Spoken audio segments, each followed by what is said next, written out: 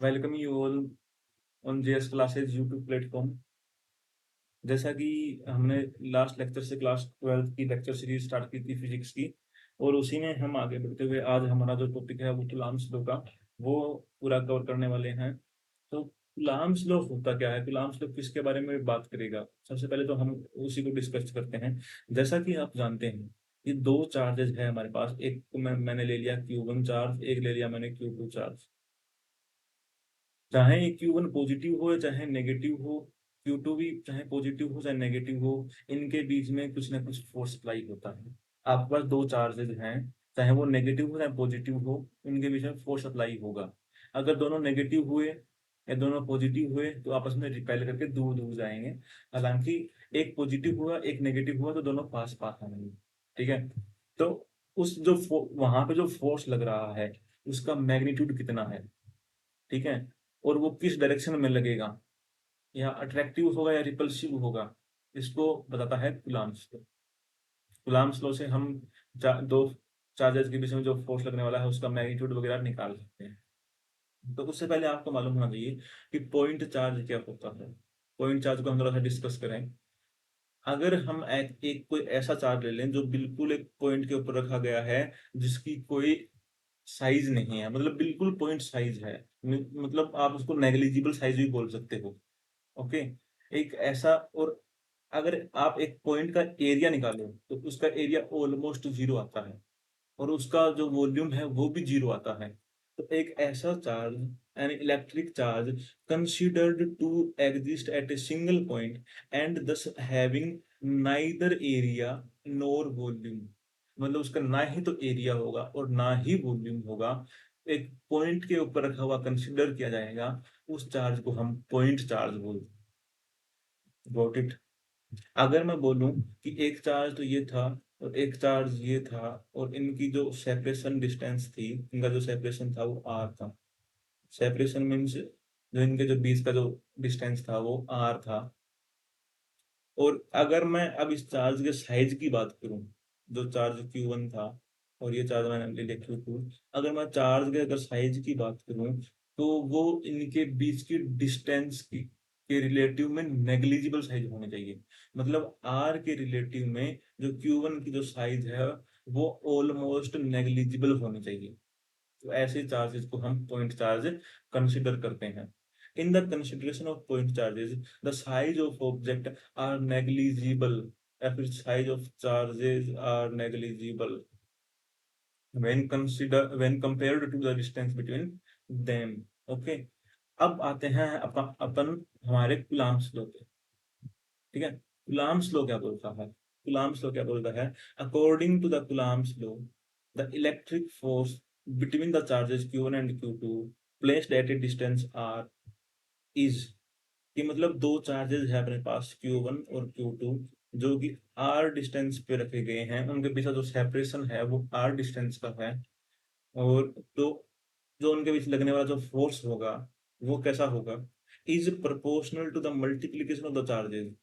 तो वो जो फोर्स होगा वो उन चार्जेस के मल्टीप्लीकेशन के प्रोपोर्शनल होगा।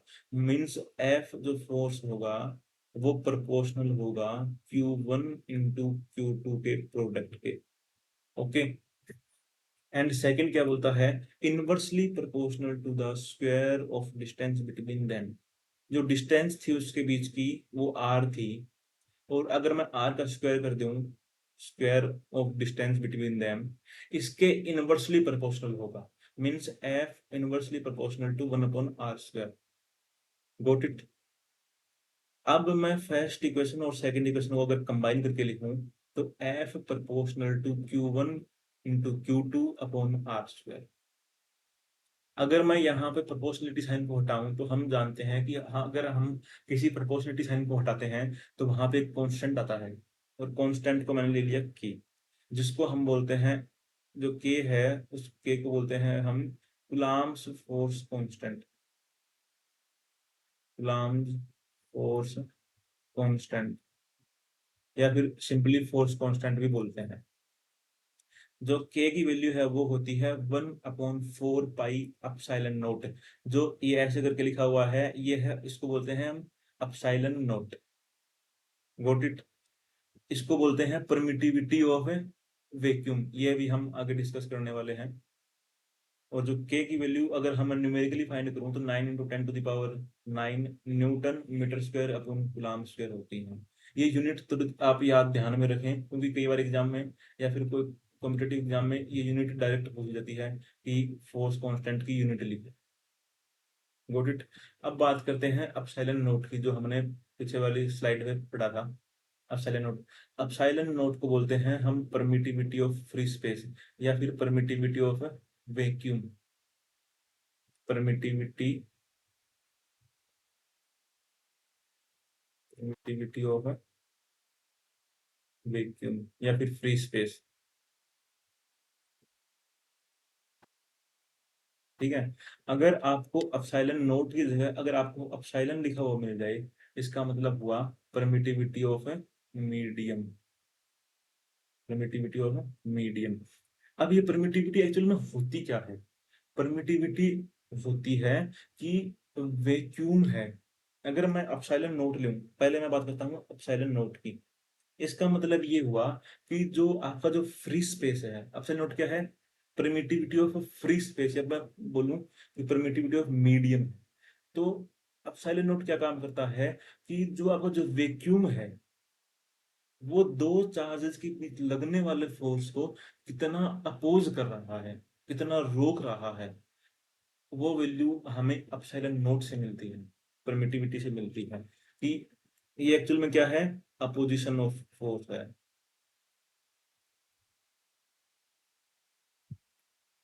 Opposition of force.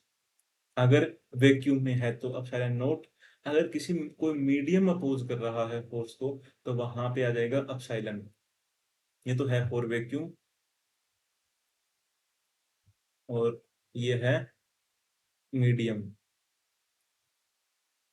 अब हम पहले यहाँ पे हम जो फोर्स है वो डिस्कस कर रहे हैं वैक्यूम में, तो इसलिए जो के की वैल्यू है वो हमारे पास आई 1/4 पाई साइलेंट नोट। अगर हम फोर्स मीडियम में पढ़ रहे होते तो जो के की वैल्यू है वो आती 1/4 पाई अपसाइलन। Got it. ठीक है। तो अब जो फोर्स था उसकी वैल्यू थी हमारे पास है K Q1 Q2 अपॉन में R² और के की वैल्यू हमारे पास थी 1/4 पाई अपसाइलन नोट, जो हमने यहाँ पे पुट कर दी। तो उम्मीद करता हूँ कि आपको यहाँ तक समझ में आ गया होगा। हाँ, अब हम आगे बात करते हैं एक न्यूमेरिकल प्रॉब्लम की। न्यूमेरिकल प्रॉब्लम पे find the magnitude of electric force between two protons placed at a distance 1 fermi metre. हमें निकालना क्या है? मैग्नीट्यूड ऑफ फोर्स निकालना है। मींस मैग्नीट्यूड ऑफ फोर्स को ऐसे लिखते हैं हम, ये हमें फाइंड आउट करना है। और हमें दिया हुआ क्या है? Two protons. हम जानते हैं कि दो प्रोटॉन है, तो मैंने चार्ज ले लिया Q1 और Q2। हम जानते हैं कि प्रोटॉन पे चार्ज होता है प्लस का E, प्लस का ई।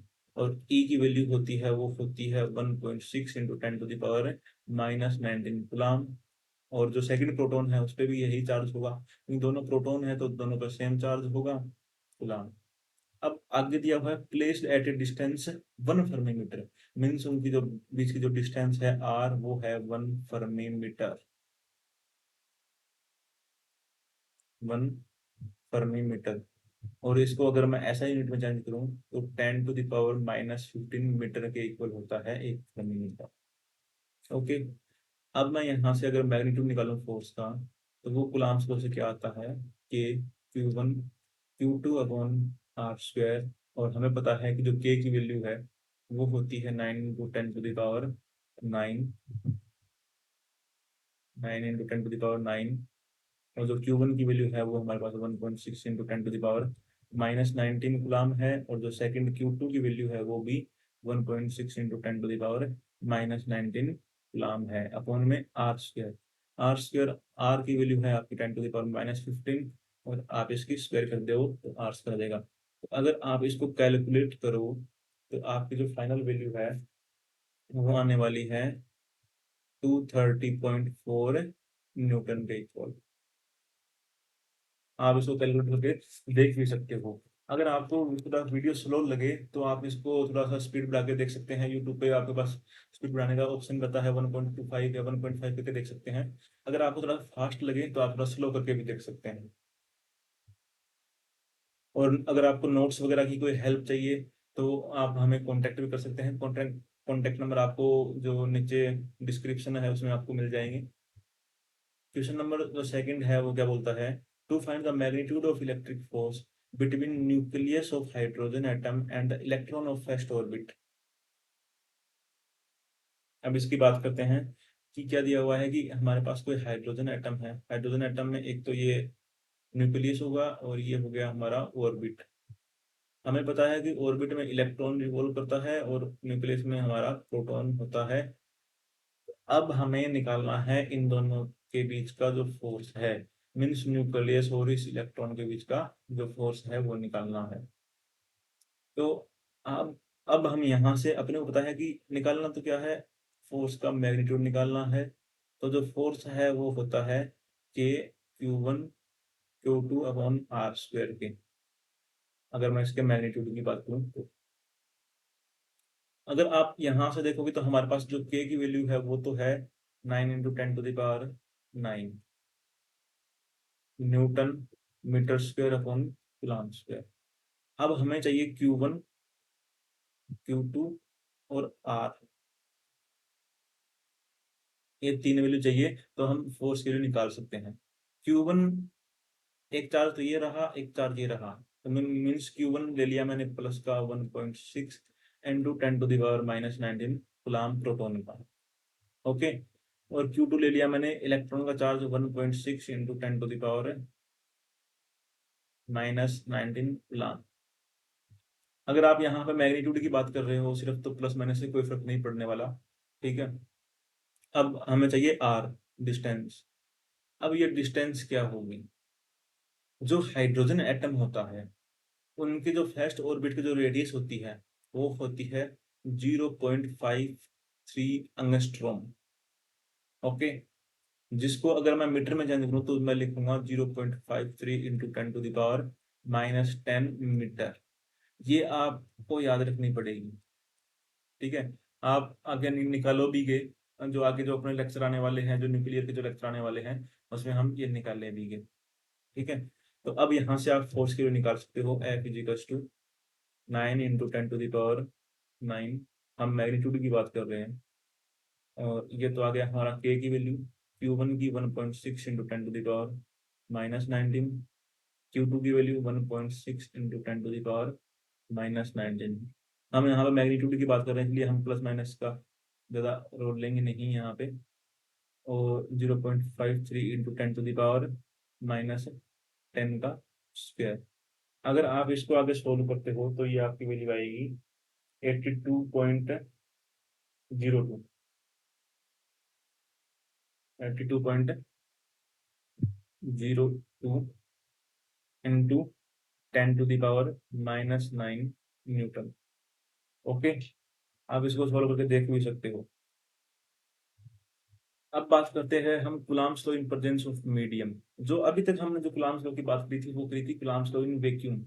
कि वैक्यूम मतलब हमारे पास कोई मीडियम वगैरह नहीं है, ना ही हवा है, और ऐसा कोई स्पेस है, ऐसा कोई जगह है जहाँ पे हवा भी नहीं है, वैक्यूम है बिल्कुल, और वहां पे दो चार्जेस रखे हुए हैं, उनके बीच में फोर्स कितना अप्लाई होगा वो अभी तक हमने बात की थी। लेकिन अब बात करते हैं कि किसी मीडियम के अंदर कोई दो चार्ज रखे हुए हैं, जैसे मान लिया कि हवा के अंदर दो चार्ज रखे हुए हैं, या पानी के अंदर दो चार्ज रखे हुए हैं, या किसी भी और कोई मीडियम उसमें दो चार्ज रखे हुए हैं, तो वहां पे कितना फोर्स अप्लाई होगा उसकी बात करते हैं। तो मैंने कहा था कि मीडियम की जब बात आती है तो एप्सिलॉन नॉट किस में चेंज हो जाता है, एप्सिलॉन में चेंज हो जाता है। अब बात करते हैं रिलेटिव परमिटिविटी की। ये आपको आना चाहिए पहले कूलम्ब्स लॉ इन मीडियम पढ़ने से पहले। रिलेटिव परमिटिव को हम रिप्रेजेंट करते हैं एप्सिलॉन आर से। रिलेटिव परमिटिविटी को हम एप्सिलॉन आर से रिप्रेजेंट करते हैं, और ये होता क्या है, the ratio of permittivity of medium means epsilon, और permittivity of vacuum means epsilon naught, इनका रेशियो होता है। एप्सिलॉन आर क्या होता है, permittivity of medium upon permittivity of vacuum का रेशियो होता है। Here epsilon is permittivity of given medium. अगर आप यहाँ से एप्सिलॉन की वैल्यू निकालोगे तो epsilon is equal to epsilon naught into epsilon r आ जाएगा। इसको मैंने दे दिया first equation. When the charges Q1 and Q2 are placed at same distance within a medium, then the electric force between them is। जैसा कि हमने दो चार्जेस थे Q1 और ये चार्जेस था Q2, इनको हमने r डिस्टेंस पे रखा था वैक्यूम के अंदर। अगर मैं इसको मीडियम में भी r डिस्टेंस पे रखूं तो अब हमारा फोर्स क्या होगा? यहाँ पे हमारा फोर्स क्या आया था वैक्यूम में? F is equals to K Q1 Q2 upon r square, means F is equals to क्या था? 1/4 pi epsilon naught Q1 Q2 upon r square, क्योंकि ये वैक्यूम में था इसलिए एप्सिलॉन नोट आया था यहाँ पे। अब अगर मीडियम में रखा हुआ है तो F डैश क्या आएगा? 1/4 पाई एप्सिलॉन आएगा। अब यहाँ पे एप्सिलॉन नोट नहीं आएगा क्योंकि ये मीडियम के अंदर रखा हुआ है अब चार्ज। तो 1/4 pi epsilon Q1 Q2 upon r square, ये हो गई हमारी सेकंड इक्वेशन। अब हमें पता है कि जो फर्स्ट इक्वेशन था उससे हमारे पास epsilon equals to epsilon r into epsilon naught होता है। तो मैं एप्सिलॉन की वैल्यू सेकंड इक्वेशन में रखूं अगर फर्स्ट इक्वेशन से, तो हमारे पास F dash equals to 1/4 pi epsilon naught into epsilon r Q1 Q2 upon r square आएगा। अब अगर मैं आगे इसको थोड़ा सिंप्लीफाई करूं और मैं वन, ये हमारे पास आया था F is equals to 1/4 pi epsilon naught epsilon r into Q1 Q2 upon r square. अब मैं अगर इस एप्सिलॉन आर को बाहर ले लूं, यहाँ से हटा के इसको मैं बाहर ले लिया तो 1/एप्सिलॉन आर बाहर आ गया, तो अंदर क्या बचा? 1/4 pi epsilon naught Q1 Q2 upon r square. ये वैल्यू हमारी किसकी थी? In force in vacuum, electrostatic force in vacuum, mean जिसको हमने एफ से रिप्रेजेंट किया था, ये वाला। तो आप इसके जगह लिख सकते हो एफ, आप इसके जगह क्या लिख सकते हो? एफ लिख सकते हो। तो हमारा जो एफ डैश है वो क्या आएगा? एफ इंटू 1/एप्सिलॉन आर, मीन्स एफ डैश, ये एफ डैश था मीडियम में, F dash is equals to 1/एप्सिलॉन आर इंटू एफ आ जाएगा। ठीक है, अगर आप यहाँ से एप्सिलॉन आर निकालो तो उसकी वैल्यू आएगी F upon F dash, means force in medium upon force in vacuum. ये तो गड़बड़ कर दी, force in vacuum upon force in medium.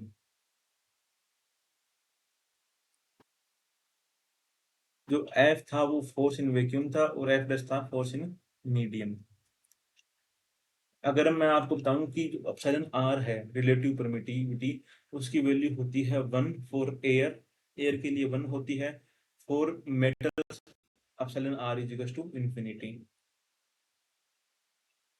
अब जो आगे जो हमारा क्वेश्चन है वो है two objects A and B have charge -3 microcoulomb and -0.44 microcoulomb respectively. How many electrons are transferred from A to B to make them equal charges? एक तो हमारे पास ये चार्ज है जिसपे -3 माइक्रोकुलम चार्ज है, और एक ये बॉडी है जिसपे -0.44 माइक्रोकुलम चार्ज है। अगर अब पता है कि यहाँ पे चार्ज कम है, तो यहाँ से मेरे को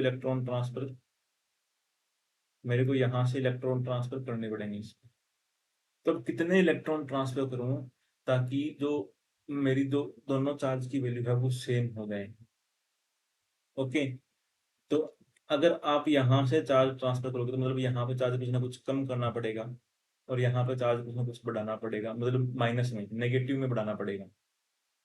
अगर यहाँ पे पहले से चार्ज, और हमें पता है कि जो चार्ज है Q, उसकी वैल्यू होती है Ne, क्वांटाइजेशन ऑफ चार्ज से। तो अगर यहाँ पे -3 म्यू चार्ज था, म्यू सी, मतलब 3 माइक्रोकुलम, तो अब अगर आप यहाँ से इलेक्ट्रॉन ट्रांसफर करोगे यहाँ से, तो आपका कितना चार्ज माइनस होगा? माइनस का। अगर n इलेक्ट्रॉन गए तो n, और एक इलेक्ट्रॉन पे चार्ज था माइनस का e। ये समझे कि नहीं समझे? मतलब n इंटू माइनस का e, ये चार्ज ट्रांसफर होगा। ये चार्ज अपने पास था, अब यहाँ से चार्ज बाहर निकल रहा है इसलिए माइनस का चार्ज, माइनस का साइन आएगा यहाँ पे। अगर n इलेक्ट्रॉन निकल रहे हैं तो n इंटू ई होता है charge on particle which is transferring. अगर यहाँ पे प्रोटॉन होता तो प्लस का ई आता, यहाँ पे इलेक्ट्रॉन है तो माइनस का ई आ गया। ओके, या फिर आपको ये भी मालूम होगा कि जब इलेक्ट्रॉन निकलता है तो बॉडी के ऊपर पॉजिटिव चार्ज आता है। ओके, तो आप इसको सीधा ऐसे भी लिख सकते हो, माइनस का 3 म्यू सी था। ठीक है, अगर n प्रोटॉन निकले तो यहाँ पे n ई चार्ज आ जाएगा प्लस का। ओके, और ये इक्वल किसके है, ये किसके इक्वल होना चाहिए, ये होना चाहिए माइनस का 0.44 माइक्रोकुलाम इंटू, अगर इस बॉडी पे इलेक्ट्रॉन आएंगे तो यहाँ पे नेगेटिव चार्ज आएगा। मतलब जिस बॉडी से इलेक्ट्रॉन निकल रहे हैं उस बॉडी पे पॉजिटिव चार्ज आता है, तो -3 म्यू सी से इलेक्ट्रॉन निकल रहे हैं तो यहाँ पे पॉजिटिव एन ही आएगा। और यहाँ पे जिस बॉडी पे इलेक्ट्रॉन आते हैं तो उस पर नेगेटिव चार्ज आता है, तो यहाँ पे माइनस का एन ई आएगा। अगर आप दोनों को इक्वल कर लो, दोनों इक्वल होने चाहिए, ये हमें कंडीशन दी हुई है, how many electrons are transferred from A to B to make them equal. Okay, अब दोनों को इक्वल बनाना है, तो हमने दोनों को इक्वल बना दिया। अब यहाँ से अपने को निकालनी है n की वैल्यू, n की वैल्यू, तो माइनस का 3 mu C plus 0.44 mu C microcoulomb is equals to minus का 2ne। अगर मैं दोनों साइड माइनस से मल्टीप्लाई कर दूं तो 3 microcoulomb minus 0.44 microcoulomb is equals to 2ne। अब 2 और n को मैं इधर ले जाऊं तो मेरे पास बचेगा 3 microcoulomb minus 0.44 microcoulomb upon 2e। E की वैल्यू होती है 1.6 into 10 to the power -19 is equal to n। आपको यहाँ से n की जो वैल्यू है वो मिलने वाली है 8 into 10 to the power 12 electrons. आपको इतने इलेक्ट्रॉन ट्रांसफर करने पड़ेंगे -3 माइक्रोकुलाम वाली बॉडी से -0.44 माइक्रोकुलाम वाली बॉडी पे, तब आपका चार्ज होगा वो इक्वल होगा। अगला जो आपका क्वेश्चन है वो है कि आपके पास जो एक स्क्वायर टाइप का जो बॉडी बनी हुई है, इसके हर पॉइंट, हर जो कॉर्नर है उसके ऊपर चार्ज रखा हुआ है, यहाँ पे भी चार्ज रखा हुआ है, यहाँ पे भी चार्ज रखा हुआ है, यहाँ पे भी चार्ज रखा हुआ है, और उन चार्ज की वैल्यू आपको दी हुई है। ये चार्ज की आपकी वैल्यू है। अब आपको निकालना है कि जो बीच में जो चार्ज रखा हुआ है Q, इसकी वैल्यू है 1 माइक्रोकुलाम, तो इसके ऊपर नेट फोर्स कितना होगा। अगर आपकी जो साइड है वो 1 मीटर है, ये 1 मीटर है, और ये कंप्लीट भी आपको 1 मीटर दी हुई है, 1 मीटर, नीचे वाली कंप्लीट भी आपको 1 मीटर दी हुई है, और ये भी 1 मीटर दी हुई है, मीन्स आपको स्क्वायर दिया हुआ है। तो अगर आप यहाँ पे देखोगे, ये माइनस का 3 माइक्रोकुलाम चार्ज है, तो ये इसको अपनी तरफ अट्रैक्ट करेगा और ये अपनी तरफ अट्रैक्ट करेगा। ठीक है, क्योंकि दोनों ये माइनस प्लस है तो ये इसको अपनी तरफ अट्रैक्ट करेगा, और ये भी माइनस का है और ये प्लस का है तो ये भी इसको अपनी तरफ अट्रैक्ट करेगा।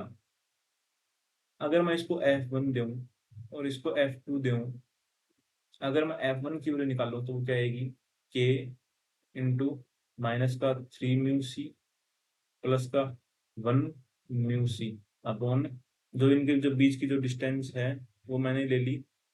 अगर ये 1 है और ये मिड पॉइंट पे है तो ये हाफ हो जाएगी, ये भी हाफ हो जाएगी। इसको मैं पाइथागोरस थ्योरम से निकाल सकता हूँ, हाफ स्क्वायर प्लस में हाफ स्क्वायर का रूट। ठीक है, तो इसको मैं निकाल सकता हूँ ए स्क्वायर प्लस बी स्क्वायर का अंडर रूट। तो इसको डिस्टेंस को आप निकाल सकते हो 1/4 प्लस 1/4 आ जाएगी, इसका स्क्वायर करोगे आप, और इसका फिर से स्क्वायर, तो ये आएगी मेरी F1 की वैल्यू। ऐसे ही सिमिलरली मैं F2 की वैल्यू भी निकाल सकता हूँ, F2 is equal to K into minus का 3 mu C 1 mu C plus का अपॉन में अंडर रूट 1/4 प्लस 1/4। अब देखो कि दोनों का जो मैग्नीट्यूड है F1 और F2 का मैग्नीट्यूड आपका सेम आ रहा है, लेकिन जो F1 है वो तो इस डायरेक्शन में अप्लाई हो रहा है और F2 है वो इस डायरेक्शन में अप्लाई हो रहा है, मतलब दोनों अपोजिट डायरेक्शन में अप्लाई हो रहा है। अब देखो एक एक तो फोर्स इधर लगा रहा है, एक इधर लगा रहा है, दोनों का मैग्नीट्यूड सेम है। मतलब ये पेन है, अगर एक ना तो इसको इधर खींच रहा है, एक बंदा इसको इधर खींच रहा है, दोनों इक्वल फोर्स से खींच रहे हैं, तो क्या इसके ऊपर कोई नेट चार्ज लगेगा, नेट फोर्स लगेगा? जो इधर खींच रहा है और एक बंदा इधर खींच रहा है, दोनों का आपस में कैंसिल हो जाएगा फोर्स, और इस पे नेट फोर्स जीरो रहेगा। ये बॉडी अगर यहाँ पे है तो यही यहीं पे रहेगी, अगर दोनों अपोजिट डायरेक्शन में इसके ऊपर इक्वल फोर्स लग रहा है तो कहने का मतलब ये हुआ कि F1 और F2 आपस में कैंसिल हो जाएंगी। अब बात करते हैं -2 माइक्रो कूलाम वाले चार्ज की। अब ये इसको इधर खींचेगा अपनी तरफ और ये वाला इधर अपनी तरफ खींचेगा। सेम जो पहले कंडीशन हुई थी उसी कंडीशन से, जो ये वाला फोर्स है और ये वाला फोर्स है, इसको F3 दे देता हूं मैं, इसको F4 दे देता हूं, दोनों फोर्स आपस में कैंसिल हो जाएंगी। दोनों अपोजिट डायरेक्शन में है और सेम मैग्नीट्यूड आएगा इनका, तो दोनों कैंसिल हो जाएंगे। अब बात करते हैं -7 माइक्रोकुलाम, तो ये इस चार्ज को अपनी तरफ खींचेगा और इधर प्लस का है तो प्लस प्लस के बीच में रिपल्सन होगा, तो ये भी इधर ही जाएगा। तो मतलब अब दोनों की डायरेक्शन सेम हो गई, तो अब हम हमारे पास जो फोर्स आएगा वो 7 माइक्रोकुलाम से ही आएगा। तो अब जो इनके बीच का जो डिस्टेंस है वो हो गई हमारे पास 1/2, ये भी 1/2। तो अगर आप यहाँ पे फोर्स निकालो F, इसको मैंने दे दिया, इस फोर्स को मैंने लिख दिया F5 और इसको लिख दिया F6 है। तो F5 इजिकल टू कितना आया हमारे पास K, Q1 की वैल्यू कितना 7 माइक्रोकुलाम और Q2 की वैल्यू कितने 1 माइक्रोकुलाम अपॉन जो डिस्टेंस थी वो थी 1/2, इसका स्क्वायर कर दिया। और इसी प्रकार से हमारे पास जो F6 आएगा वो कितना आएगा K इंटू माइनस का 7 माइक्रोकुलाम और 1 माइक्रोकुलाम अपॉन में 1/2 का स्क्वायर। डायरेक्शन हमने यहाँ पे दिखा दी, तो इसको हम प्लस कर देंगे, कोई दिक्कत नहीं होगी हमारे पास, क्योंकि हम सिर्फ और सिर्फ मैग्नीट्यूड ले रहे हैं। ठीक है, तो डायरेक्शन की बात करेंगे तो हम माइनस प्लस लेंगे। तो अब हमारे पास जो F5 है और F6 है वो दोनों इक्वल है, तो हमारा जो नेट फोर्स है वो क्या आएगा F5 प्लस F6। दोनों सेम डायरेक्शन में है, मतलब अगर एक फोर्स 5 न्यूटन इधर लगा रहा हूं मैं, दूसरा भी इधर लगा रहा हूं, तो दोनों अगर सेम डायरेक्शन में है तो फोर्स ऐड हो जाएंगी।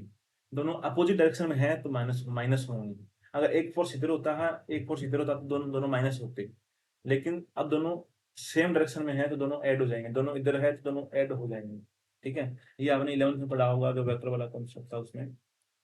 तो अब यहाँ से मेरा फोर्स क्या आएगा 2K into 7 microcoulomb into 1 microcoulomb upon में 1/2 टू द पावर 2। और जो इसको अगर सोल्व करोगे तो जो आपकी जो फाइनल वैल्यू है वो आने वाली है 0.504 न्यूटन। इसको आप सोल्व करके देख भी सकते हैं। आज के लिए इतना ही, थैंक यू। और आप बने रहिएगा, अगर कोई नोट्स वगैरह की कोई दिक्कत आए तो आप हमें कांटेक्ट कर सकते हो व्हाट्सएप पे, या फिर कोई और भी डाउट आए तो आप उसके रिगार्डिंग आप हमें कांटेक्ट कर सकते हैं।